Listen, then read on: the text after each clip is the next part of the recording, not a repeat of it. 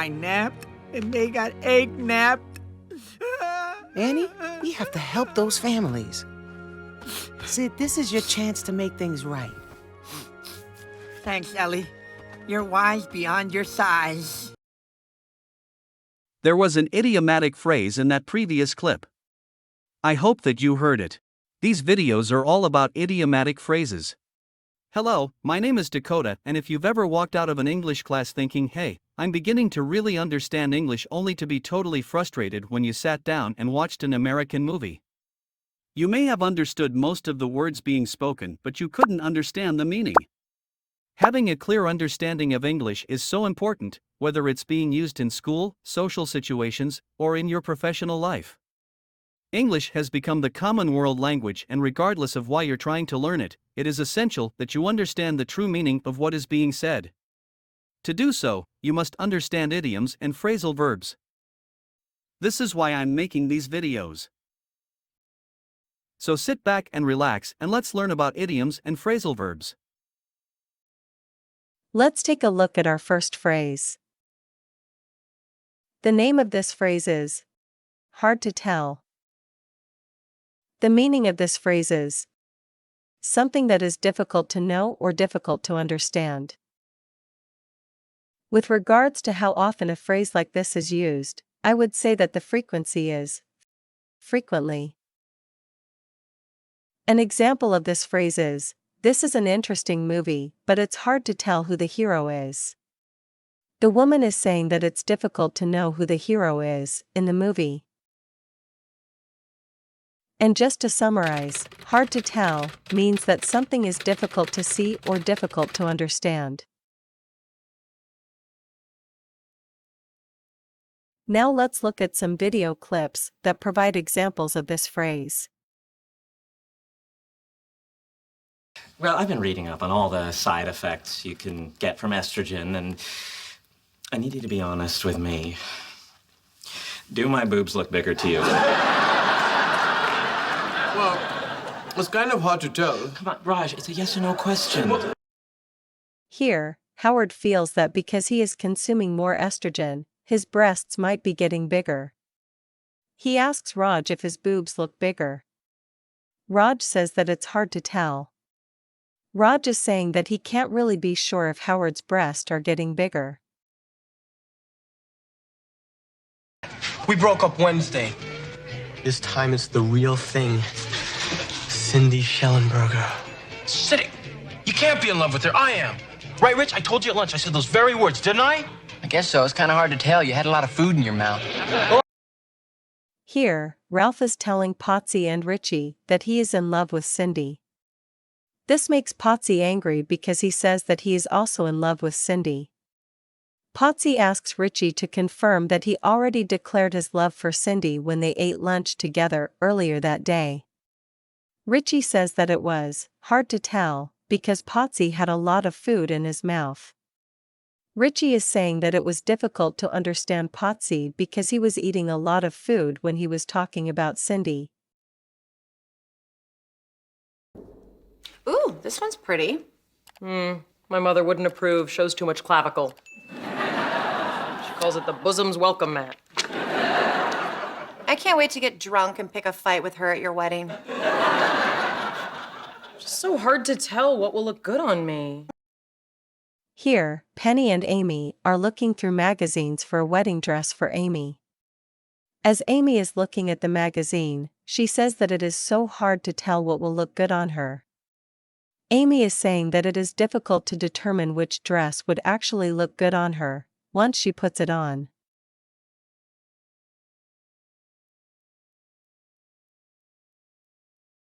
Great! Now let's look at our second phrase. The name of this phrase is plenty of fish in the sea. The meaning of this phrase is there are many more people available for a romantic relationship. With regards to how often a phrase like this is used, I would say that the frequency is occasionally. An example of this phrase is, when my boyfriend and I broke up, I thought that I would feel sad. But I now realize that there are plenty of fish in the sea. The woman is saying that she is not worried because she broke up with her boyfriend, because she realizes that there are many other men in the world she can fall in love with. And just to summarize, plenty of fish in the sea is used to comfort somebody after a romantic breakup. It says that other people are available. Now let's look at some video clips that provide examples of this phrase.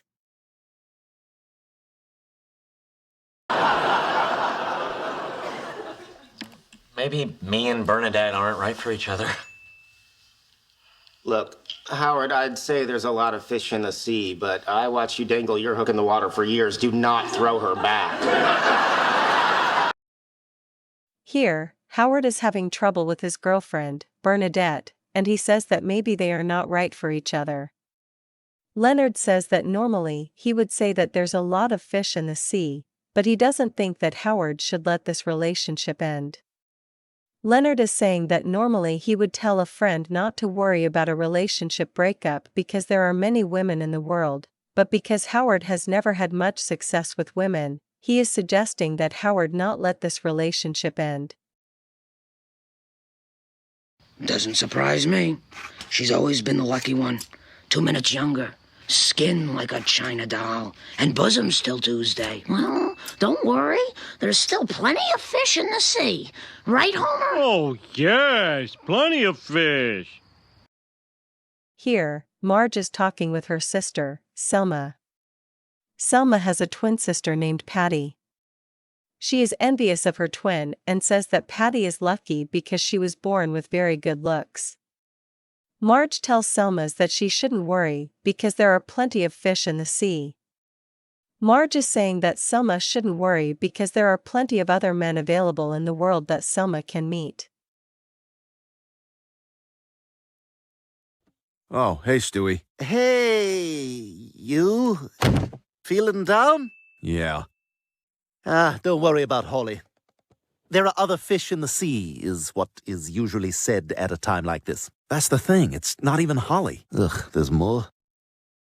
Here, Brian is sad because he is not having success with a female dog, Holly, that he is interested in. Stewie tells Brian not to worry about Holly, because there are other fish in the sea. Stewie is telling Brian not to worry about Holly, because there are many more females in the world that he can meet.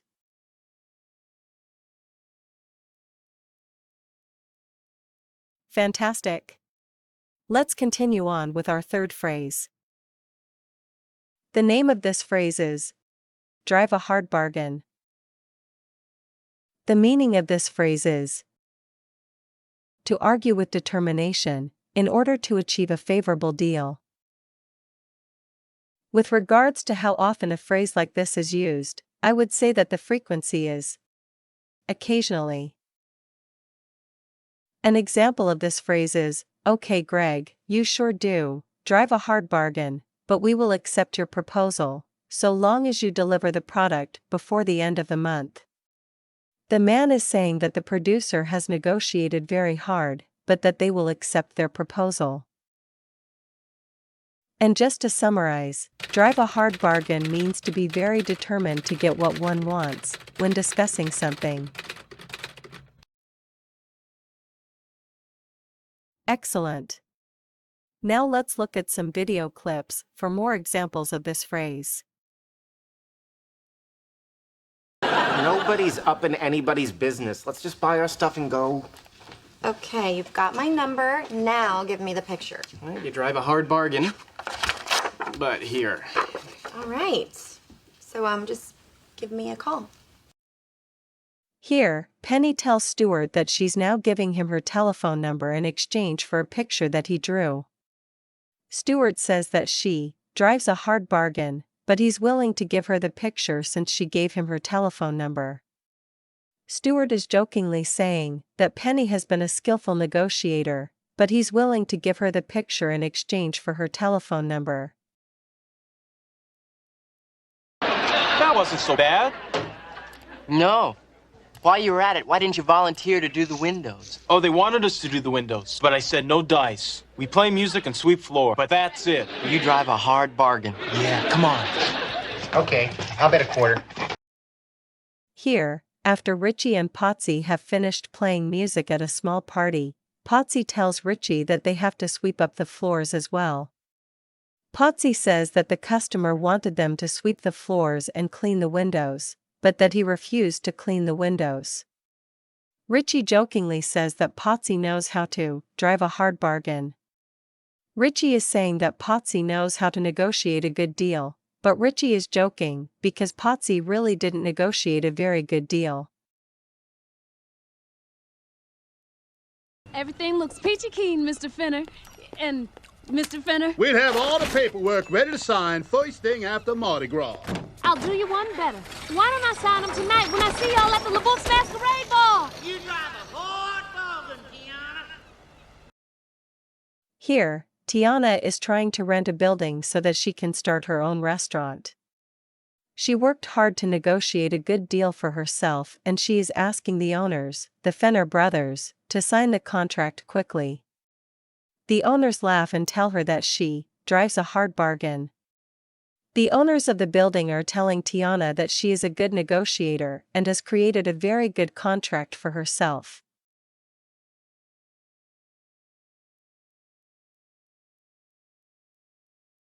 So we've now finished 3 phrases. What do you think? Are you enjoying these videos? We have more of these free videos online, and we're working hard to add more each week. It takes a lot of time to create this content, and we could really use your help. Please hit the like button and subscribe to our channel. By subscribing to our channel, you will be able to receive notifications whenever we upload a new video to YouTube. We really need your help. Great work! We're now going to discuss our 4th phrase. The name of this phrase is step up. The meaning of this phrase is to take responsibility for something. With regards to how often a phrase like this is used, I would say that the frequency is frequently. An example of this phrase is, "Okay, Holly, you know that Gloria needs to go and visit her sick mother in California for a couple of weeks, so I need for you to step up and do a good job replacing her in the show." The man is saying that Holly needs to make a strong effort and do a good job at replacing Gloria in the show. And just to summarize, step up means to make an effort that is required in a situation, though it may be difficult. Now let's look at some video clips that provide examples of this phrase. She sounds weepy. I don't like weepy. Let's go. She's your friend. Step up. Amy. Right. Here, Leonard is talking to Sheldon about Amy. Amy is feeling sad, and Sheldon doesn't want to talk with her because he feels uncomfortable being around people that are not feeling well. Leonard tells Sheldon that Amy is his friend and that he should step up and talk with her. Leonard is telling Sheldon that he needs to be responsible and take action in this situation to help his friend. Hatching these eggs is a big responsibility. My brother Cody, he just doesn't understand that. He needs to step up and be a man. It takes a real man to sit on an egg. You know it. Here, Glenn is talking to an interviewer about being responsible enough to care of newly laid eggs. He says that his brother, Cody, is always surfing and not being a responsible penguin. Glenn says that Cody needs to step up. Glenn is saying that Cody needs to be more responsible and take the necessary actions to help the community of penguins. What about Melissa? You have to break that off. You're right. You're right. I have to step up and be a man. What are you doing? I'm telling Melissa it's over. With a text? Well, I'm putting a little sad face at the end. Here, Charlie tells Alan that he needs to break off his relationship with Melissa. Alan reluctantly agrees and says that he needs to step up and be a man. Alan is admitting that he needs to take the necessary action that the situation requires and act like an adult. However, this is funny because he wants to break up with Melissa by sending her a text message, which is not a responsible way of breaking up with someone.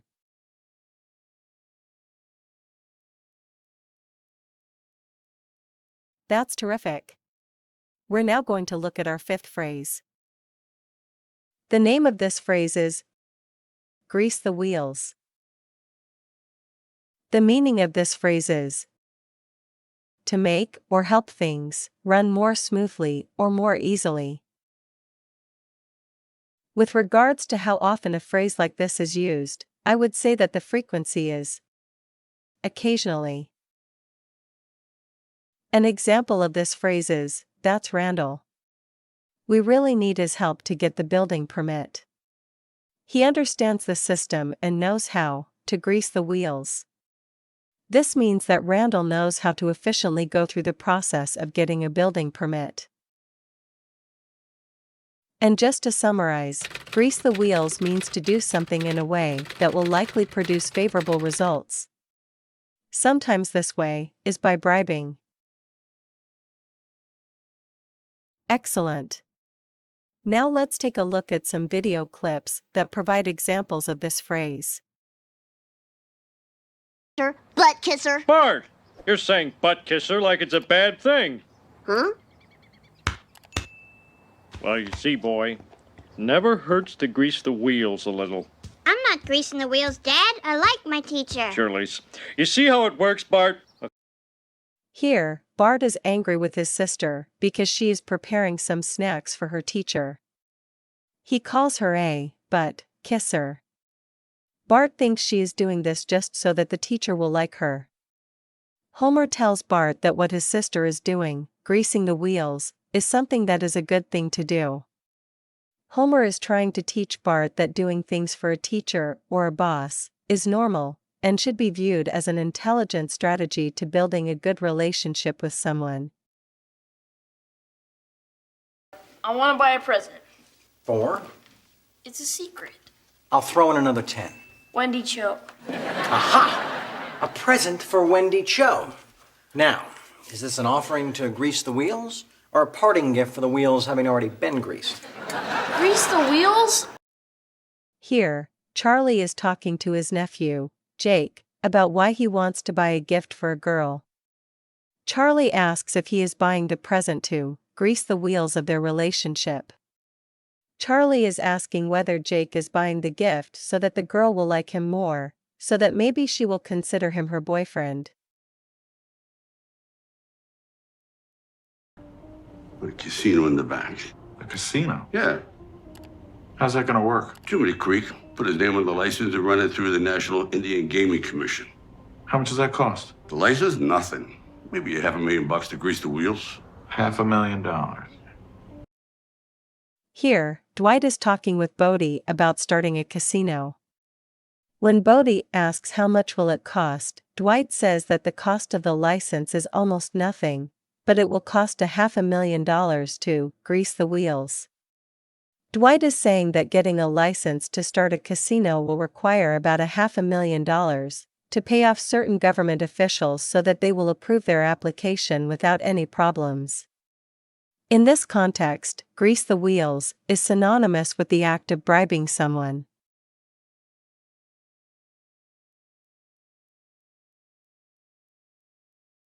All of us here at TD English hope that you're enjoying these videos, but we need your help. The YouTube algorithm doesn't really support us because we are a young channel.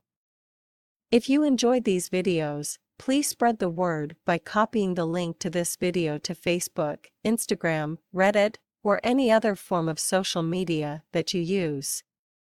We need our community of English learners to work together to allow us to produce more of this content. We also want to thank all of you for subscribing and helping us.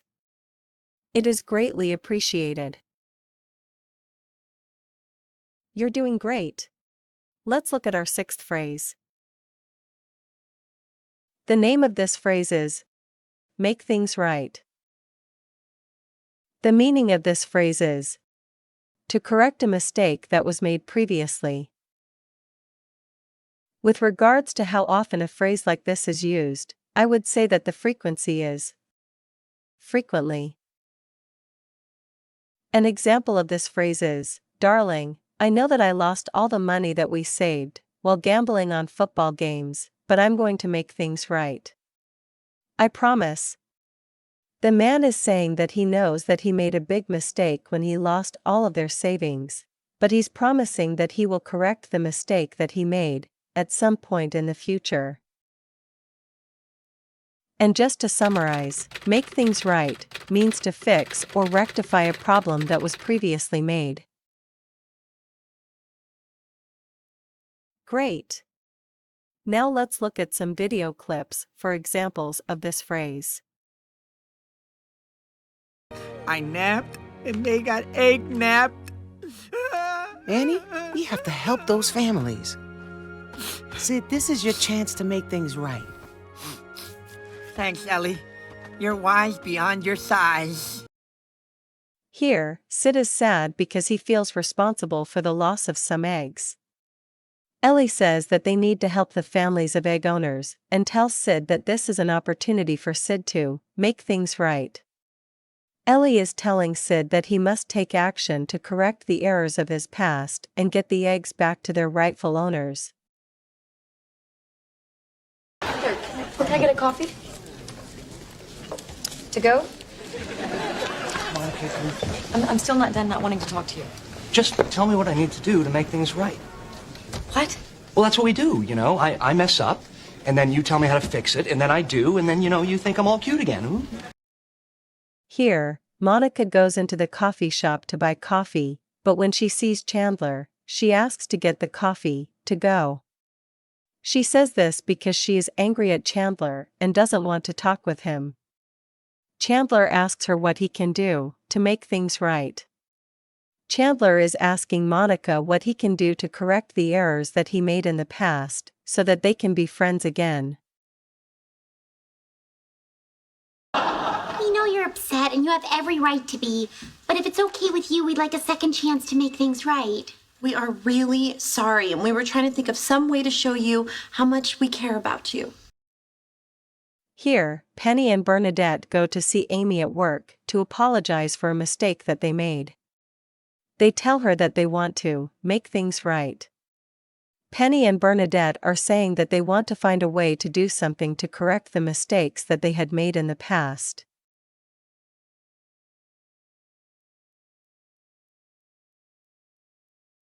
Okay, we've come to our last phrase. The name of this phrase is cooped up. The meaning of this phrase is to live or be kept in a place which is too small for a relatively long period of time. With regards to how often a phrase like this is used, I would say that the frequency is occasionally. An example of this phrase is, I've been cooped up in this empty room all afternoon. I need to get out of here. The man is saying that he has been stuck in an empty room for too long and that he needs to leave it. And just to summarize, cooped up means to stay in a place that is too small for a period of time that is too long. Great! Now let's look at some video clips for examples of this phrase. And you're gonna sit around and sulk all day? Like a big old baby. Call me if you need anything. I've been cooped up in here too long. Maybe I need some fresh air. Here, Sheldon is frustrated because he cannot solve a work problem. After thinking about it, he says that he feels like he's been cooped up for a long time and that he needs some fresh air. Sheldon is saying that he's been working in his apartment for a long time and needs to get outside and get some fresh air so that he can think more clearly. What What a perfect outing for a beautiful autumn day. I feel sorry for everyone who's cooped up inside watching the 7th game of the World Series. Yeah, they won't learn anything about apples today. Here, the Simpson family is going on a family outing at an apple orchard. Marge says that she feels sorry for everyone else in the world that is cooped up, watching the 7th game of the World Series. Marge is saying that she feels bad for people that are stuck inside their houses, watching the big baseball game, when they could be outside enjoying a beautiful fall day, like they are doing. But Homer would certainly rather be watching the baseball game. After 300 years, this is his answer? To spend eternity like you guys, cooped up in some hideout thinking of new ways to bribe kids? Here, Jack Frost is talking with his friends about why Pitch Black would sit around, all cooped up in his hideout, for 300 years, thinking up new ways to bribe kids. Jack is asking why Pitch Black would stay inside a small hideout for a long time, thinking about ways to convince children to believe in him.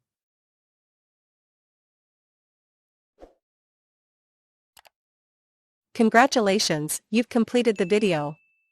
I hope that you will now understand these phrases when you hear them in the future.